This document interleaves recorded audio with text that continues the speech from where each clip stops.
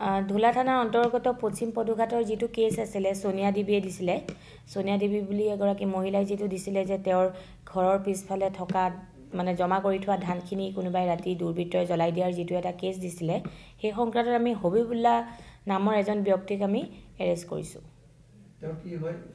তেওঁ ধনচিৰি কাছ এলপি স্কুলৰ তেওঁ টিচাৰ হয় আৰু তেওঁ সোনিয়া দেৱী তেওঁলোকৰ নেক্সট ডোৰ নেইবাৰ হয় মানে ইমিডিয়েট তেওঁলোক মানে নেইবাৰ হয় এতিয়ালৈকে আমি বেলেগ কোনোবা তেওঁৰ লগত জড়িত থকাৰ কোনো আমি তথ্য প্ৰমাণ পোৱা নাই কিন্তু আমি তেওঁ যে প্ৰত্যক্ষভাৱে জড়িত আছে এই গোটেই মানে জুই জ্বলোৱা কাণ্ডটিত সেইটোৰ বিষয়ে আমি তথ্য প্ৰমাণ পাইছোঁ সেই সম্পৰ্কে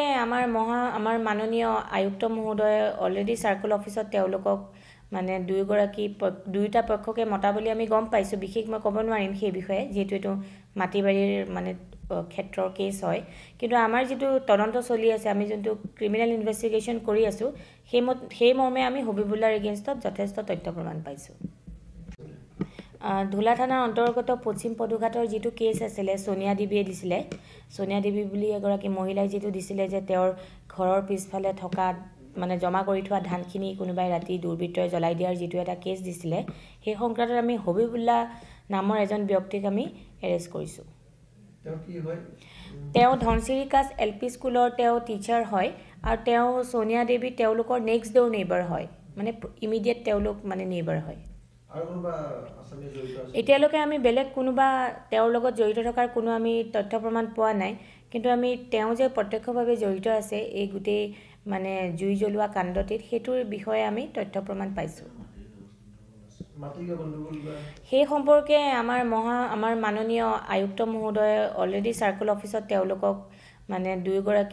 দুয়োটা পক্ষকে মতা বুলি আমি গম পাইছোঁ বিশেষ মই ক'ব নোৱাৰিম সেই বিষয়ে যেহেতু এইটো মাটিবাৰীৰ মানে ক্ষেত্ৰৰ কেছ হয় কিন্তু আমাৰ যিটো তদন্ত চলি আছে আমি যোনটো ক্ৰিমিনেল ইনভেষ্টিগেশ্যন কৰি আছোঁ সেই মৰ্মে আমি হবিবুল্লাৰ এগেইনষ্টত যথেষ্ট এগৰাকী মহিলাই যিটো দিছিলে যে তেওঁৰ ঘৰৰ পিছফালে থকা মানে জমা কৰি থোৱা ধানখিনি কোনোবাই ৰাতি দুৰ্বৃত্তই জ্বলাই দিয়াৰ যিটো এটা কেছ দিছিলে সেই সংক্ৰান্তত আমি হবিবুল্লাহ নামৰ এজন ব্যক্তিক আমি এৰেষ্ট কৰিছোঁ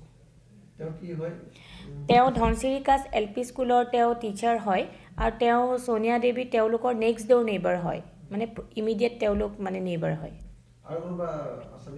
এতিয়ালৈকে আমি বেলেগ কোনোবা তেওঁৰ লগত জড়িত থকাৰ কোনো আমি তথ্য প্ৰমাণ পোৱা নাই কিন্তু আমি তেওঁ যে প্ৰত্যক্ষভাৱে জড়িত আছে এই গোটেই মানে জুই জ্বলোৱা কাণ্ডটিত সেইটোৰ বিষয়ে আমি তথ্য প্ৰমাণ পাইছোঁ